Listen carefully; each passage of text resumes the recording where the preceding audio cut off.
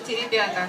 Ну вот сегодня мы говорим об Эдуарде Николаевиче Успенском, мы его вспоминаем, хотя на самом деле поэты все-таки не совсем от нас уходят, они оставляют по себе какое-то такое очень-очень долгое эхо. Эдуард Николаевич был замечательный поэт. Еще он был большой ребенок. Еще вы не помните, кто может быть постарше, и когда-нибудь бывали на его выступлениях, у него была такая шутка любимая. Он выходил перед ребятами и говорил: «Здравствуйте, ребята, меня зовут Александр Сергеевич». И дети, не удержавшись, всем залом громко кричали: «Пушкин!» Вот. Можно очень долго говорить об Эдуарде Николаевиче. Мы с ним дружили и вместе работали, преподавали немножко вместе. И у меня с ним связаны очень смешные истории. Просто у нас нет сегодня времени все это пересказывать.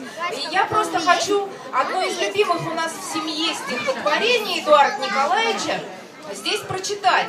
Это чудесное стихотворение, его можно читать по ролям. Мы его читали по ролям с моим старшим сыном Андрюшей и с младшим сыном Сережкой.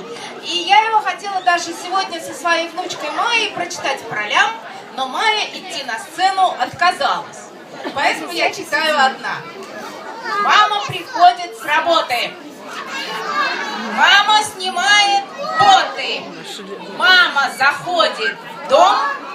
Мама глядит кругом. Был на квартиру налет? Нет. К нам заходил бегемот? Нет. Может, дом не наш? Наш. Может, не наш этаж? Наш. Просто приходил Сережка, поиграли мы немножко. Значит, это не обвал? Нет. Значит, слон не танцевал. Нет.